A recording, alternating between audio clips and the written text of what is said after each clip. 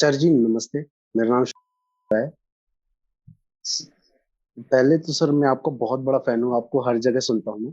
और मेरा प्रश्न ये है सर कि जैसे शादी की उम्र हो रही है और रिश्ते जो आ रहे हैं वो पसंद नहीं आ रहे हैं, तो आगे फिर क्या करना चाहिए ये नहीं समझ में आ रहा है।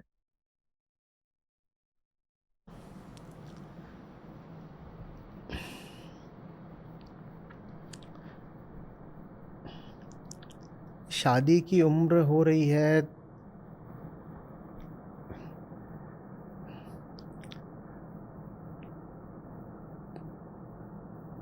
हम कौन हैं? हम एक उम्र में पहुंच जाएंगे तो हम कुछ निश्चित काम है वो करने शुरू ही कर देंगे। तो फिर तो हम बस शरीर ही हो गए ना। शरीर एक उम्र को पहुंच गया और हम कहने लगे कि शरीर इस उम्र में आया है तो अब मुझे एक शारीरिक सामाजिक काम करना ही करना है। तो ये तो एक अजीब सी विवशता हो गई। रिश्ते पसंद नहीं आ रहे हैं तो ये कोई समस्या की बात तो नहीं होनी चाहिए। समस्या तो तब होती जब जो रिश्ता पसंद आने लायक नहीं था उसको किसी मजबूरी में या बेहोशी में पसंद कर लिया होता। लेकिन अगर अपने ऊपर इतना ज़्यादा दबाव बनाओगे कि मेरी उम्र हो रही है, मेरी उम्र बीती जा रही है, तो यही होगा कि किसी भी उल्टे पुल्टे रिश्ते को मजबूरी में फिर स्वीकार कर लोगे।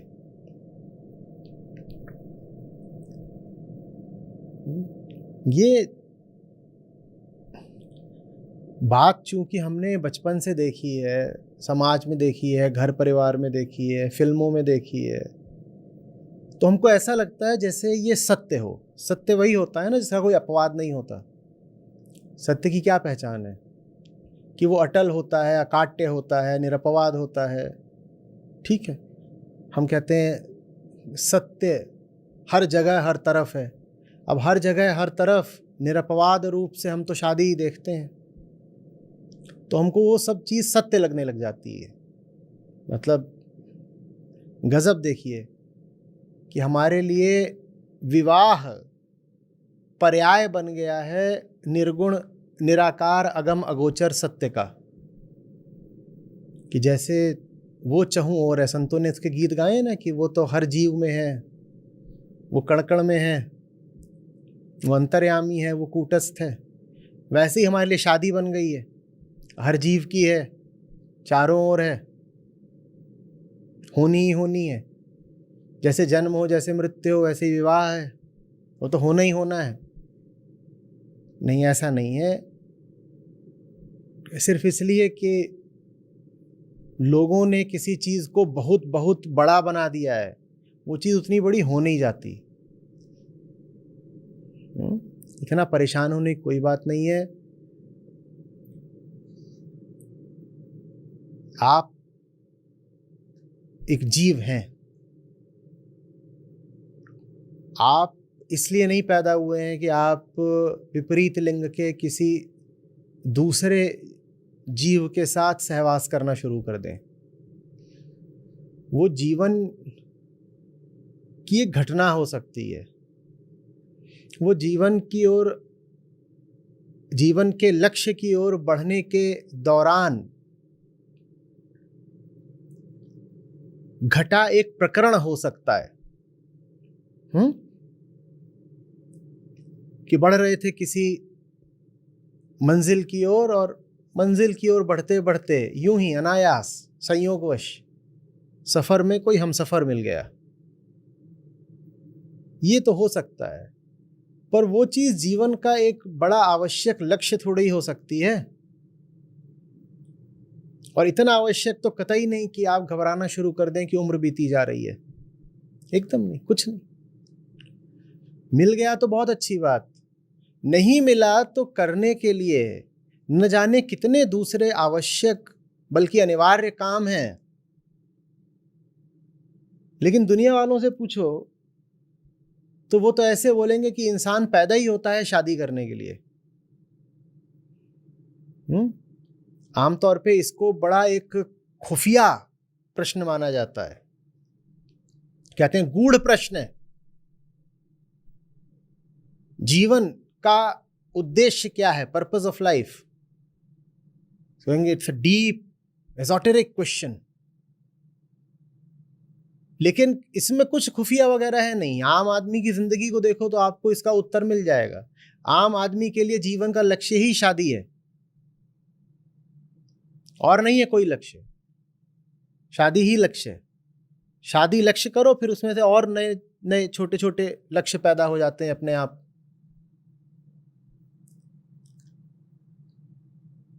शादी ना अच्छी चीज है ना बुरी चीज है। शादी बस एक छोटी चीज है, ना अच्छी है ना बुरी है, ना उसका बहुत समर्थन करने की जरूरत है ना उसका बहुत विरोध करने की जरूरत है। वो चीज छोटी है, और छोटी चीज का क्या बड़ा समर्थन करना, क्या बहुत विरोध करना। हो गई तो हो गई, नहीं हो गई तो नहीं हो गई।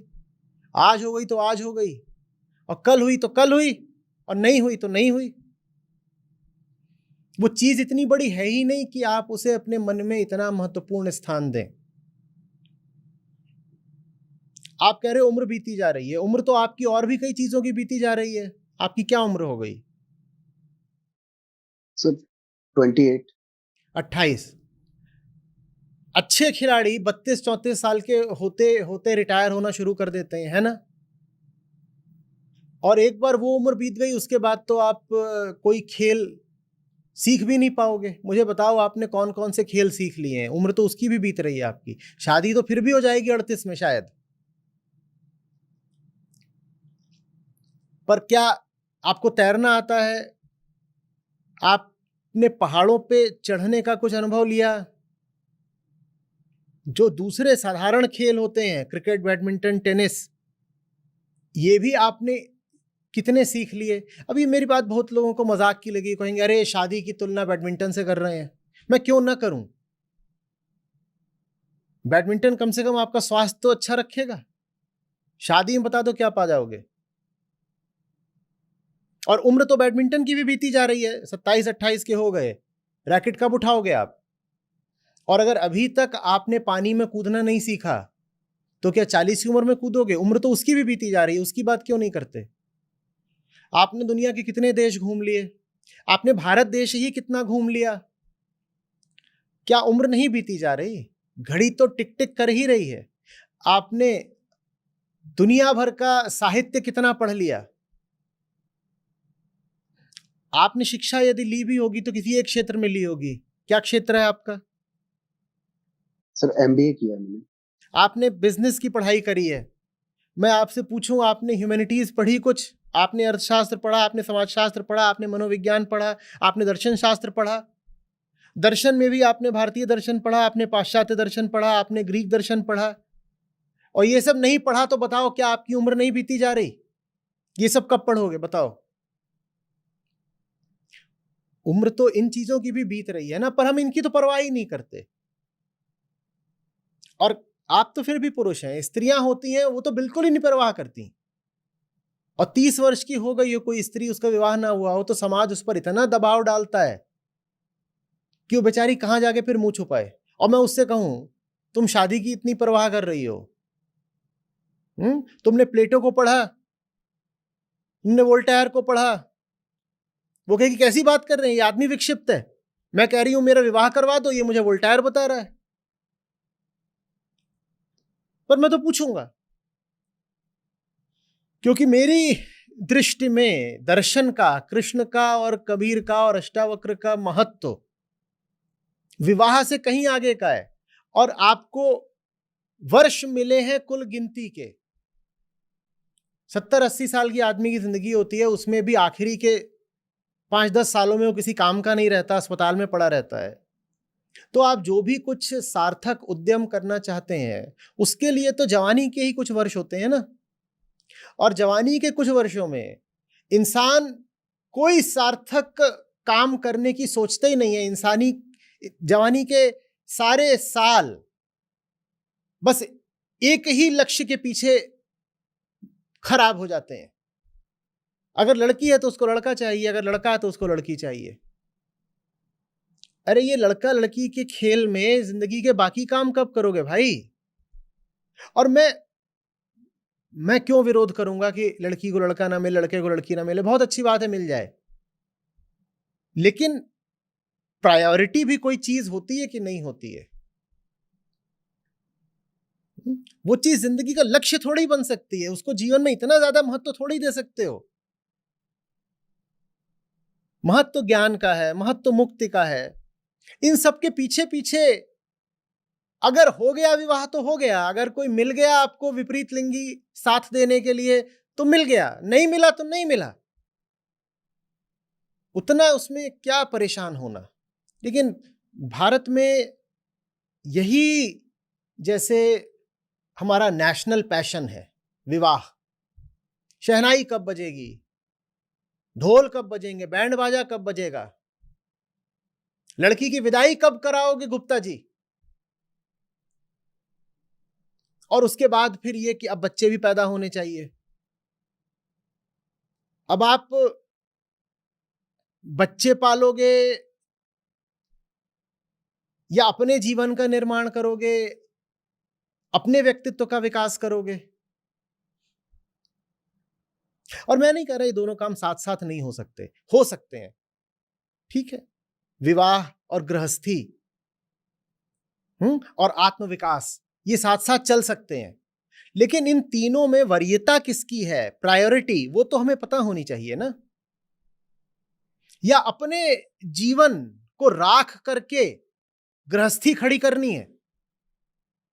इस बात पर थोड़ा ध्यान दीजिएगा, क्योंकि ज्यादातर लोग ऐसा ही करते आ रहे हैं और आज भी कर रहे हैं।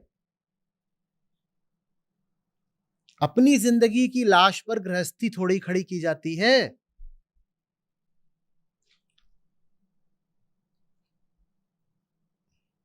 कोई पूछे राजनीति में क्या चल रहा है, नहीं पता। कोई पूछे अर्थव्यवस्था में क्या चल रहा है, नहीं पता। कोई इतिहास के बारे में बात करना चाहे, हम नहीं बात कर सकते।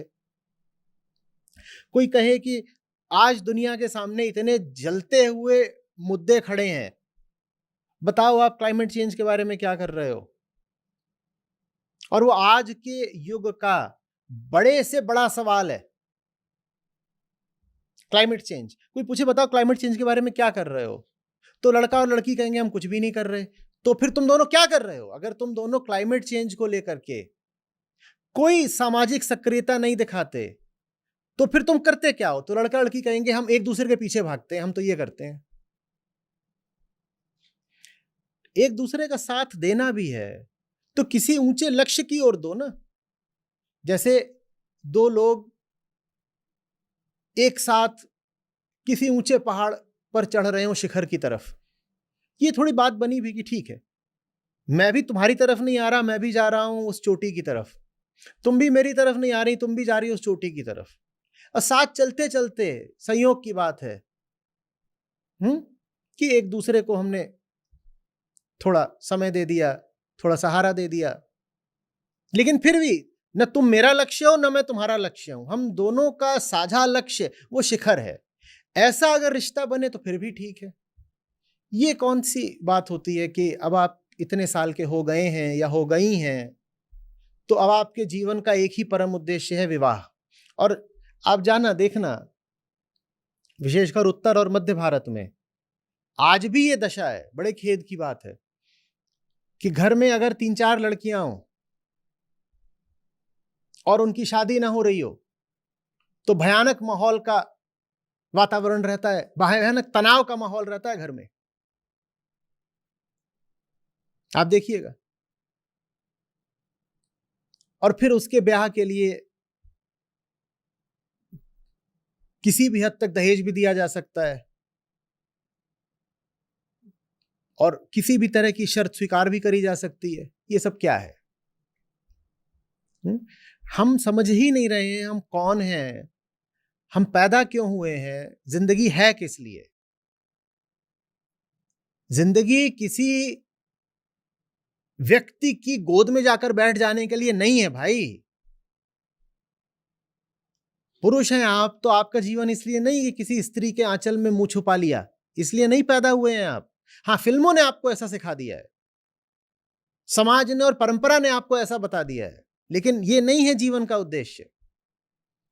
और ना स्त्री के जीवन का ये उद्देश्य है कि किसी पुरुष की छांव में खड़ी हो जाए और उसके बच्चे पैदा करे।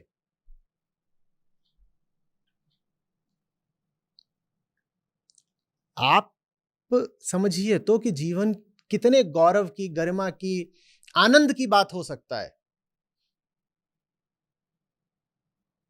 लेकिन जीवन में जो कुछ आनंद देने वाला है, हम उससे बिल्कुल वंचित रह जाते हैं। हम बस 2 कमरों के एक घर में घुस जाते हैं और उसी को जिंदगी बना लेते हैं।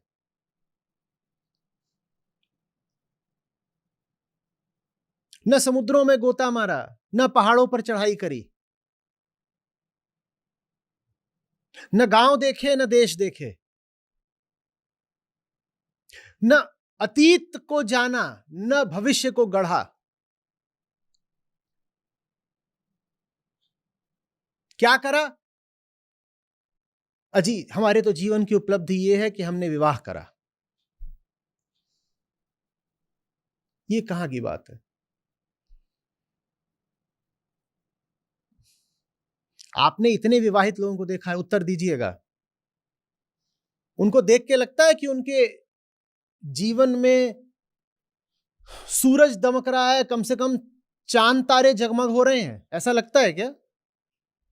नहीं आप सर, बाजार ऐसा की तो ओर नहीं है। हाँ, ऐसा तो बिल्कुल भी नहीं है। आप बाजार की ओर निकलिए या आप रेलवे स्टेशन चले जाइए, वहां प्लेटफॉर्म पर देखिए, वहां एक जोड़ा चला रहा होगा रेलवे प्लेटफॉर्म पर। उन्होंने अपना सामान उठा रखा है, 2 बच्चे हैं, एक स्त्री की गोद में है, वो जोर जोर से रो रहा है, चिल्ला रहा है, उसकी नाक बह रही है। एक दूसरा बच्चा है, वो छोटा है, पुरुष ने उसका हाथ पकड़ रखा है और उसको लगभग घसीटते हुए भाग रहा है कि चल भाग भाग, ट्रेन छूट रही है। पुरुष के सर पर 2 बैग रखे हुए हैं, स्त्री भी एक ट्रॉली घसीट रही है, और गोद में जो बच्चा है वो हाथ पांव पटक रहा है और रो रहा है, तो उसको थप्पड़ मार देती है। यही स्वर्ग है, इसी स्वर्ग के लिए आप पैदा हुए थे। देखिए, मुझे ना स्त्री से कोई समस्या, ना पुरुष से समस्या, ना बच्चों से समस्या।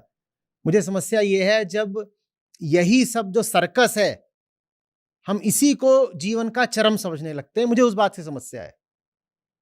बाकी विवाह ज्ञानियों ने भी करा है और बच्चे क्रांतिकारियों ने भी पैदा करे हैं, मुझे उसमें क्या आपत्ति हो सकती है।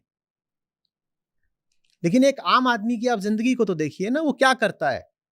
उससे पूछो जिंदगी की उपलब्धियां बताओ, कोई उपलब्धि नहीं उसके पास। उससे पूछो कुछ सार्थकता बताओ, कुछ ज्ञान बताओ, कुछ वीरता बताओ, कुछ साहस बताओ, कहीं कोई समर्पण दिखाओ, कुछ नहीं है उसके पास। कुल मिलाकर के उसके पास एक नौकरी होती है अदद, जिससे वो कुछ चंद पैसे कमा कर लाता है और अपने परिवार का पेट पालता है। ये कैसी जिंदगी है और कोई क्यों स्वीकार करे इस जिंदगी को? हर जवान आदमी को अपने आप से ये सवाल पूछना ही होगा।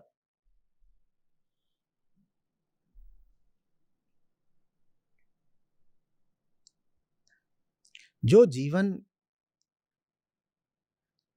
का रस है उस पर ध्यान केंद्रित करिए। जहां जीवन की सार्थकता है उस दिशा में आगे बढ़िए। शादी ब्याह छोटी चीज है, हो गया तो हो गया, नहीं हुआ तो नहीं हुआ।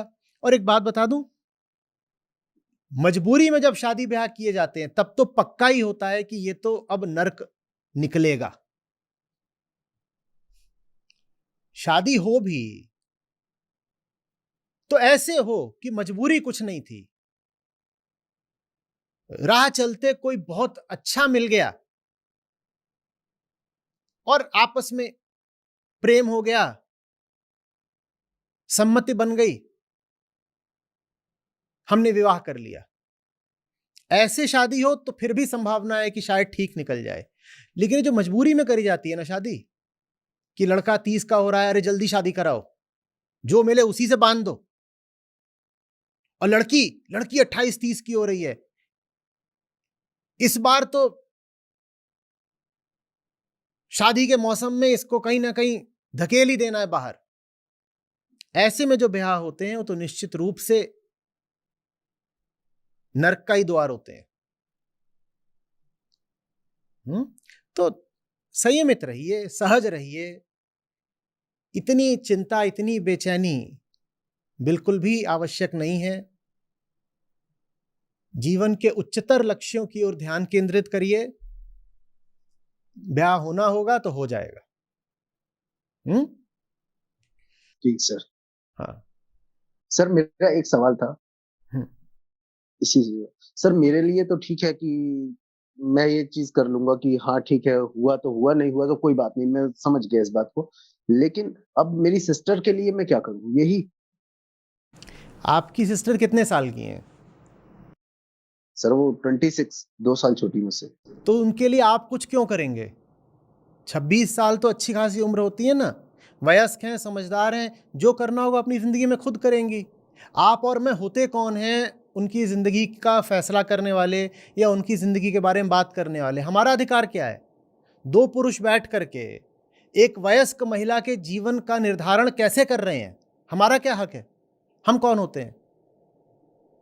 आप हो, चाहे आपकी माताजी हो, चाहे आपकी पिताजी हो, जब तक बहन छोटी थी, चलो 6 साल की थी, तब तक उसको ठीक से पाल दिया। जब तक 16 साल की थी, तब तक उसको कुछ दिशा निर्देश बता दिए। चलो 18, 20, 21 की हुई तो उसको कुछ सलाह दे दी। अब वो 26, 28, 30 की होगी। क्या अभी भी हम चाहते हैं कि उसके जीवन को हम निर्धारित करें? नहीं, बिल्कुल भी अच्छा नहीं है। आपने कहा आप 27, 28 के हैं ना? अगर मान लीजिए आप यहां ना हो, आपकी बहन यहां हो और बहन पूछें, सर बताइए मैं अपने भाई का क्या करूं, भाई की उम्र बीती जा रही है शादी कराने की, तो आपको कैसा लगेगा? आपकी और आपकी बहन की उम्र लगभग एक बराबर है। आप समवयस्क हैं दोनों, है ना? एक 26, एक 27, 28। तो जैसे आप कह रहे हैं कि अब मैं अपनी सिस्टर का क्या करूं, वैसे ही सिस्टर यहां पर आकर पूछे मैं अपने ब्रदर का क्या करूं, तो आपको कैसा लगेगा? आपको अजीब लगेगा। आप कहेंगे तू कौन होती है मेरी शादी ब्याह और जिंदगी में दखल देने वाली? मैं देख लूंगा ना भाई, मैं खुद देखूंगा। लेकिन हमारे उत्तर भारत में, हमारे खासकर हिंदी भाषी क्षेत्रों में ये बहुत चलता है कि लड़की चाहे कितनी भी उम्र की हो जाए, पहले वो पिता के आश्रित रहेगी, भाई के आश्रित रहेगी, पति के आश्रित रहेगी, और जब उसकी बहुत ही उम्र बढ़ जाए तो कहा जाता है अब तू पुत्र के आश्रित हो जा। उसे क्यों आश्रित रहना है आपके?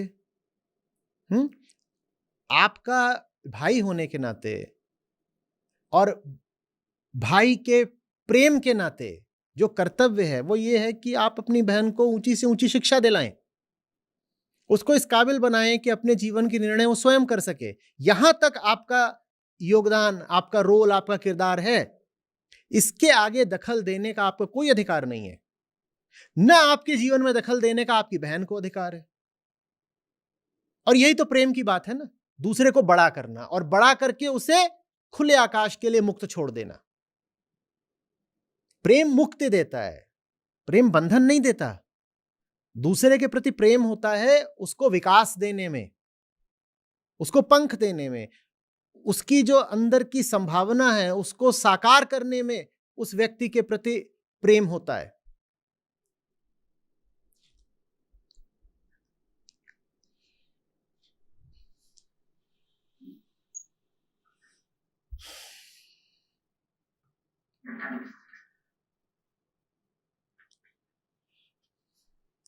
बहन को साहसी बनाएं।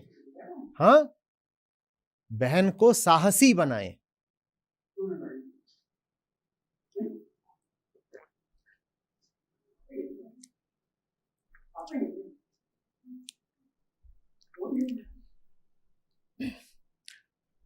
वधू होना बाद की बात है, पहले वीर होना जरूरी है।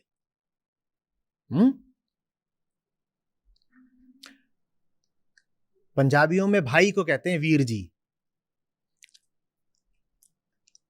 और इन वीरों के लिए जरूरी है कि अपनी बहनों को वीर बनाएं। पर भाई लोग बहन को वीर बनाने की जगह उसे वधू बनाने पर उतारू रहते हैं। ये क्या बात है? उसे वीर बनाए, उसे विदुषी बनाए। विदुषी समझते हैं? ज्ञानी। तो बहन में साहस और ज्ञान दें, वीरता और विद्वत्ता। वधू वगैरह वो बाद में बन लेगी, अपने आप बन लेगी। कहिए। नहीं, नहीं सर, नहीं। ठीक सर, थैंक यू।